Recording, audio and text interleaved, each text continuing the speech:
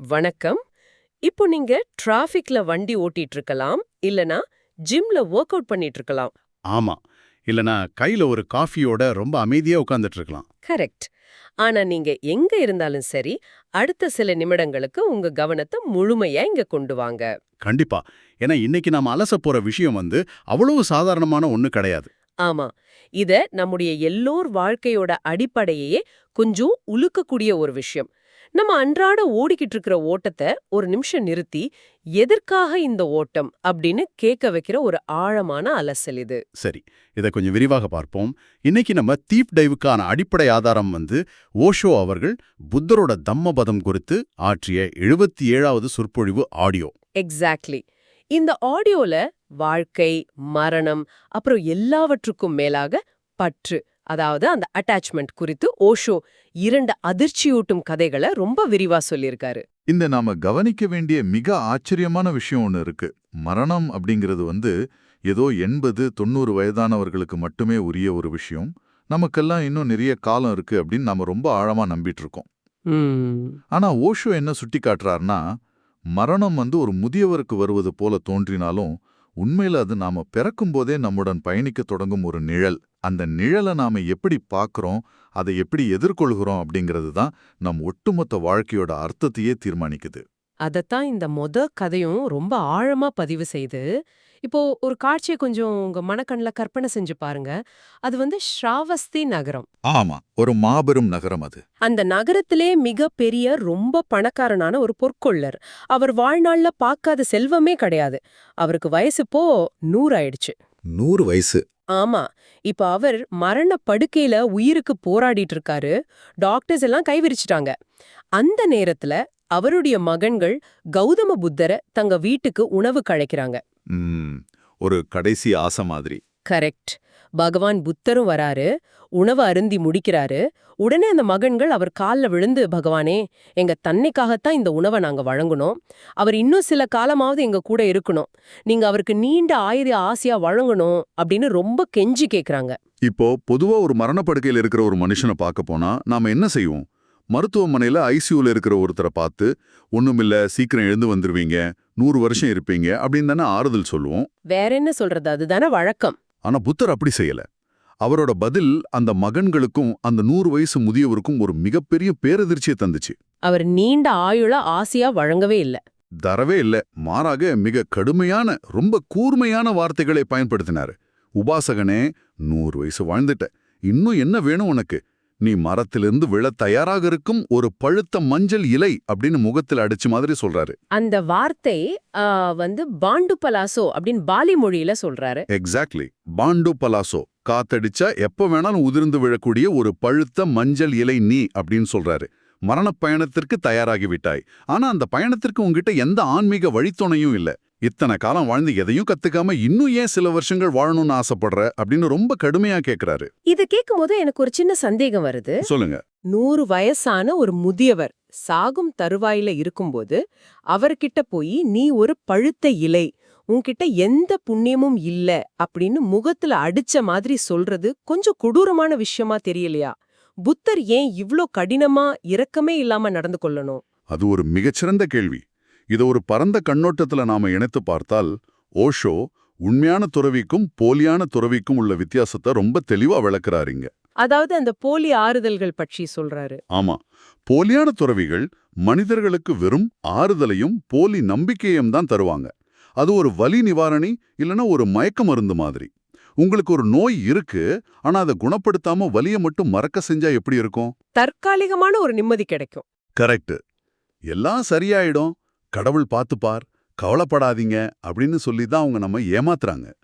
நாமும் அப்படிப்பட்ட போலி ஆறுதல்களையே விரும்புறோம். ஆனா கௌதம புத்தர் போன்ற உண்மையான துறவிகள் சத்தியத்தை, அதாவது விழிப்புணர்வை தரும் கசப்பான உண்மையை மட்டுமே வழங்குவாங்க. சத்தியம் சுடும், வலிக்கத்தான் செய்யும். கண்டிப்பா. மருந்து கசப்பாகத்தானே இருக்கும். புத்தரோட நோக்கம் அந்த முதியவருக்கு ஆறுதல் சொல்வதல்ல, மரண தூக்கத்தில் இருக்கிற அவரை ஒரே அடியில தட்டி எழுப்புறதுதான். ஆமா, புத்தர் இன்னொரு வார்த்தையும் அங்க குறிப்பிடுறாரு, புண்ணிய பாதேயம். அதாவது மரண பயணத்துக்கான கட்டுச்சோறு. ரொம்ப ஆழமான வார்த்தை இது. இப்போ நாம ஒரு வெளிநாட்டுக்கு பயணம் செய்யறோம்னு வச்சுக்கோங்க. பாஸ்போர்ட், பணம், துணிமணிகள்னு ஒரு வாரம் முன்பிருந்தே எல்லாவற்றையும் பேக் செஞ்சு தயாரா வச்சுப்போம். ஆனா நாம எல்லாரும் உறுதியா போகிற அந்த மரணம் என்ற பயணத்துக்கு நாம என்ன பேக் செஞ்சு வச்சிருக்கோம்? வெறும் பேங்க் பேலன்ஸும் இஎம்ஐகளும் தானே? அதுதான் புத்தரோட கேள்வியும். உன்கிட்ட எந்த ஆன்மீக வழித்துணையுமே இல்லையே, நீ எப்படி இந்த பயணத்தை எதிர்கொள்ள போற அப்படின்னு கேக்குறாரு. அப்படியானால் இதற்கெல்லாம் என்னதான் அர்த்தம்? மரணத்தை எதிர்கொள்ள புத்தர் கூறும் தீர்வு என்ன? அதுக்கு புத்தர் ஒரு அற்புதமான தத்துவத்தை அந்த முதியோருக்கு உபதேசிக்கிறாரு. சோ கரோஹி தீபம் அத்தனோ அப்படின்னு பாலி மொழியில சொல்றாரு. சோ கரோஹி தீபம் அத்தனோ. ஆமா, இதோட அர்த்தம் உனக்கு நீயே ஒரு தீவாக மாறு. இது கொஞ்சம் ஆழமா சிந்திச்சு பாருங்க. ஒரு பெருங்கடல்ல இருக்கிற ஒரு தீவு எப்படி இருக்கும்? அது மற்ற நிலப்பரப்புகள்ல இருந்து முற்றிலுமா துண்டிக்கப்பட்டிருக்கும். எக்ஸாக்ட்லி. நிலப்பரப்புல ஒரு பூகம்பமோ புயலோ வந்தா அது அந்த தனித்தீவை பாதிக்காது. அதே போல மரணம் நெருங்கும்போது என் வீடு, என் காரு, என் மனைவி, என் பிள்ளைகள் அப்படிங்கிற அந்த நிலப்பரப்போடு உள்ள தொடர்புகளை, பாலங்களை நம்ம உடைச்சிரணும். ஏன் இந்த உடலின் மீதான பற்றை கூட நாம துண்டிச்சுக்கணும்? கண்டிப்பா. ஒட்டுமொத்தமா எல்லா உறவுகளையும் துண்டிச்சு முழுமையான தனிமையில ஒரு தனித்தீவாக மரணத்தை சந்திப்பவன் சுதந்திரமா சாகுறான். அப்படி முழுமையான விடுதலையோடு சாகிறவனுக்கு மீண்டும் பிறவி இல்ல அப்படின்னு புத்தர் விளக்குறாரு. இங்கதான் அந்த முதியவரோட மாற்றம் என்ன ரொம்ப வியப்புல ஆழ்த்துச்சு. சாதாரணமா யாராவது அப்படி சொல்லியிருந்தா, நான் சாக கிடக்கிறேன், என் மனசை எப்படி நோக்கடிக்கிறீங்களே அப்படின்னு வாதாடி இருப்பாங்க. நிச்சயமா கோபம் வந்திருக்கும்.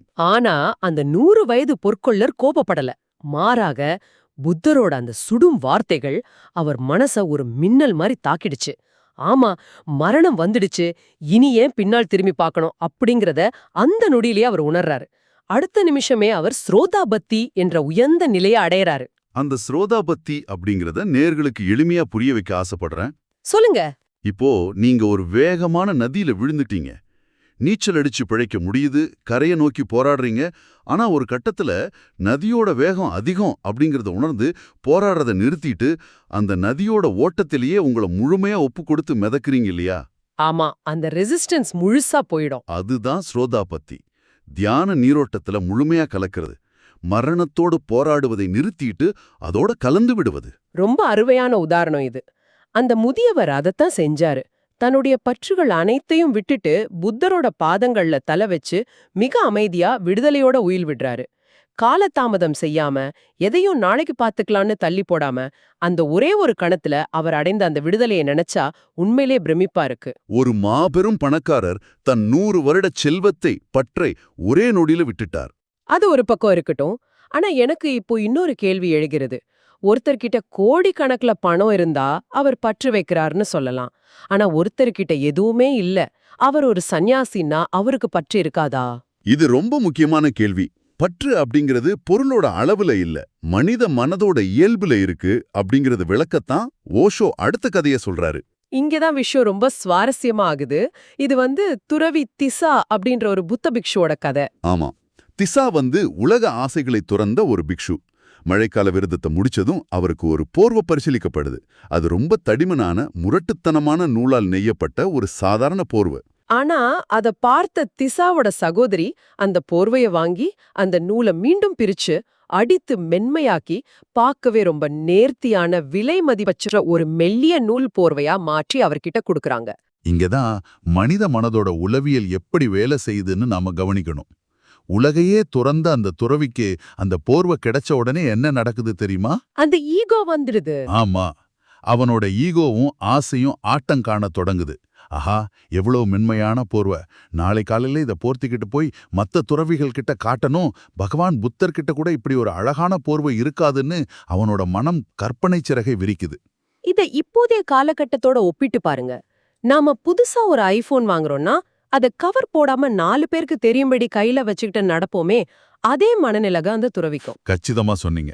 இரவு ஆகிடுச்சு. அந்த போர்வைய ஒரு கயித்துல தொங்க விட்டுட்டு படுக்கிறான் திசா. ஆனா அவனுக்கு தூக்கமே வரல. யாராவது திருடிடுவாங்களோ இல்ல எலி கடிச்சிடுமோங்கிற பயத்துல இரவு முழுவதும் எழுந்து எழுந்து அந்த போர்வையை தொட்டு பார்த்து பாதுகாப்பதிலே அவனோட ஒட்டுமொத்த கவனமும் இருக்கு. ஒரு சாதாரண போல்வ பல வருட துறவரத்தை ஒரே இரவுல விழுங்கிடுச்சு. அந்த இரவுல நடக்கிற அந்த அதிர்ச்சியான திருப்பத்தை நினைச்சா கொஞ்சம் திகிலாக தான் இருக்கு. விதி அவனை விடல. அதே இரவுல அந்த போர்வைய பற்றிய சிந்தனையிலேயே திசா மரணம் அடைகிறான். ஆனா அவன் இறந்த செய்தியை விட அதற்கடுத்து நடந்த விஷயம்தான் கற்பனைக்கும் எட்டாத ஒண்ணு. அவனோட மனம் அந்த போர்வையிலேயே முழுமையா பதிஞ்சிருந்ததா? அடுத்த நாளே அவன் வேறெங்கும் பிறக்கல, தான் ஆசையா பாதுகாத்த அதே போர்வையில ஒரு சிறு பேனாவா பிறக்கிறான். ஒரு ஷீலர் அப்படின்னு பாலி மொழியில சொல்லுவாங்க. கொஞ்சம் நினைச்சு பாருங்க. நாம வாழ்நாள் முழுவதும் சேர்த்து வைக்கிற வீடு, கார், பேங்க் பேலன்ஸ் எல்லாவற்றையும் விட்டுட்டு சாகும் தருவாயில அதன் மீதே பற்று வச்சு செத்தா மறுபடியும் அதே வீட்ல ஒரு கரப்பாம்பூச்சியாகவோ மூட்டைப்பூச்சியாகவோ பிறந்தா எப்படி இருக்கும்? அதுதான் திசாவுக்கு நடந்துச்சு.